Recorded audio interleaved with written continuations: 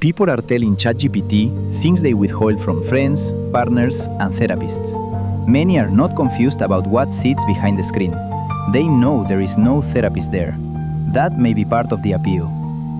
Within 4 months of ChatGPT's November 2022 launch, public posts and news reports were already documenting people using it to unpack breakups, rehearse difficult conversations, challenge anxious thoughts, and ask questions they had not asked anyone else. The behavior is not new. The contradiction inside it is still unresolved. The surprising part is not that AI can imitate the language of therapy.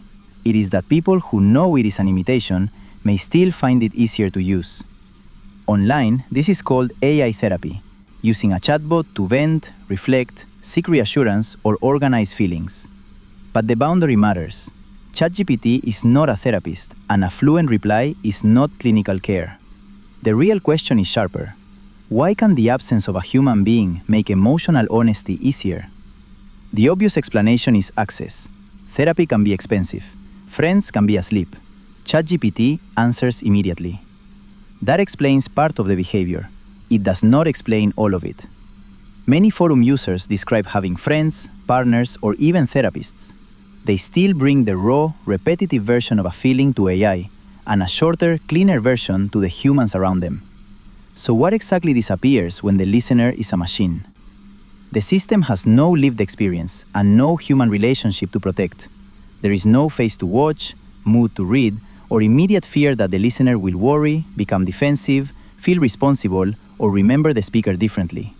The machine does not understand the person better. It may simply remove the social consequences of being understood. The cheap explanation is loneliness.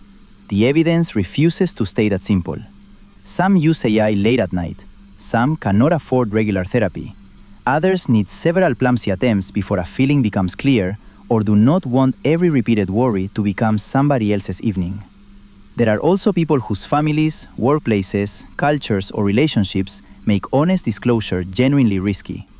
A human listener is not automatically safe simply because the listener is human. In a 2026 Pew survey, 1 in 5 American adults under 30 said they had used an AI chatbot for emotional support or advice at least once. The number does not show whether the experience helped. It shows that the behavior is no longer unusual. Studies of existing ChatGPT users report mixed reactions: safety, connection, and relief for some, awkwardness, disappointment, skepticism, or embarrassment for others. The relief can be real even when the source of the reply does not feel. What becomes risky the moment a feeling has a human witness? 2 mechanisms may explain part of the answer. The first is social exposure. Telling another person changes a relationship.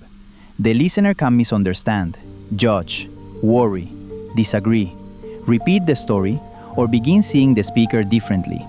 Even a kind response can raise the stakes because the feeling now exists in 2 human lives. Sociologists call part of this impression management. In ordinary language, people edit themselves around audiences whose opinions matter. Research on conversational systems often finds greater disclosure when a subject feels sensitive and the system seems less capable of judgment. The evidence is not uniform, but the proposed mechanism fits the behavior described in forums. A text box has no eyebrow to raise. The second mechanism is attention without reciprocity. Human attention is finite. Friends have work, partners have needs, and clinicians have limits. A real conversation requires awareness of the other person's capacity.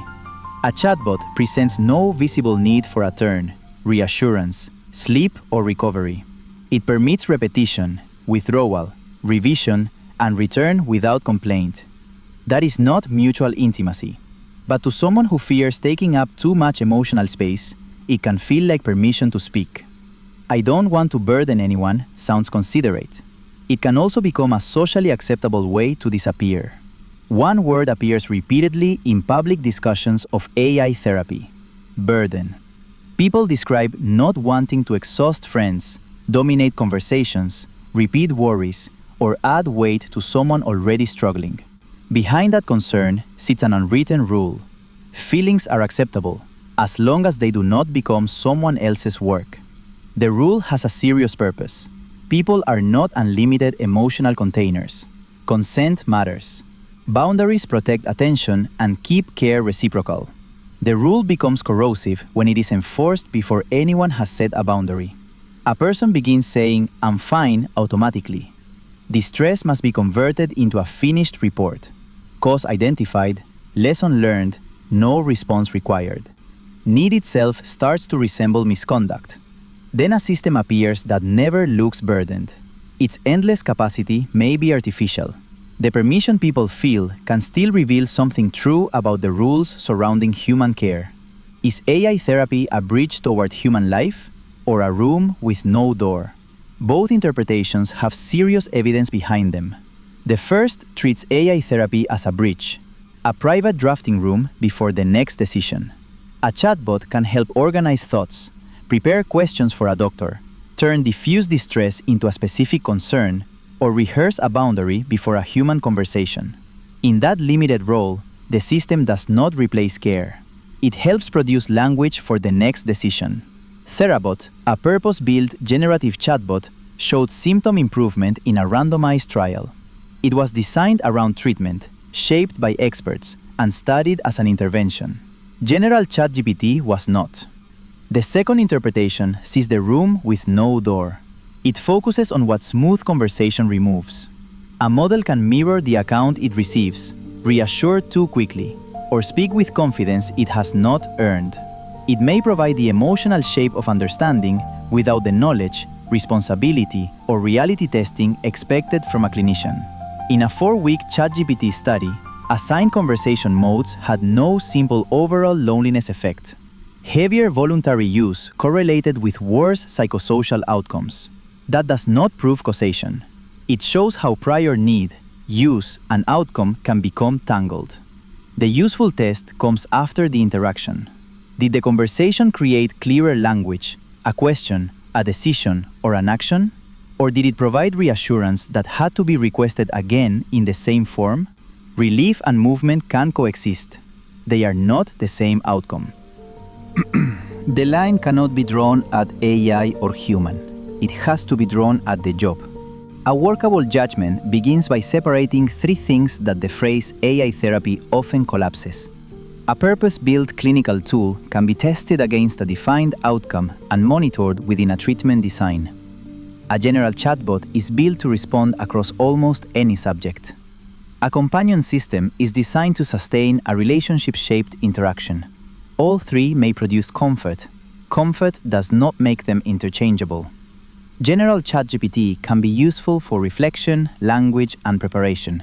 It becomes a poor substitute when fluency is mistaken for qualification, agreement for accuracy, or a listener with no needs for a relationship with mutual obligations. At the same time, telling people to talk to someone real ignores why the tool became attractive. Professional care may be expensive or absent. Privacy may be necessary. The available humans may be exhausted, unsafe, dismissive, or implicated in the problem. The wrong question is whether AI therapy is simply good or bad. The sharper question is what job a person is asking the system to perform, and whether that system is fit to perform it. Naming a feeling is one job. Treating an illness is another. AI therapy may reveal less about what machines can do than about what people have stopped expecting from one another. A useful test can happen at the end of an AI conversation. What is being asked of the system? Words, a witness, advice, a plan, professional care, or safety? Then comes a second question. What changed when the conversation ended? Perhaps the feeling only needed a private place to exist. Perhaps the exchange produced a sentence for a notebook, an appointment, a boundary, or a careful human conversation. Perhaps it exposed a need the system cannot meet. No person is required to share every private feeling, and no one should have to arrive perfectly explained before receiving care. The deepest question is not whether a machine can listen. It is why care from another person came to feel like a debt, and why a listener that can never be burdened now feels like relief.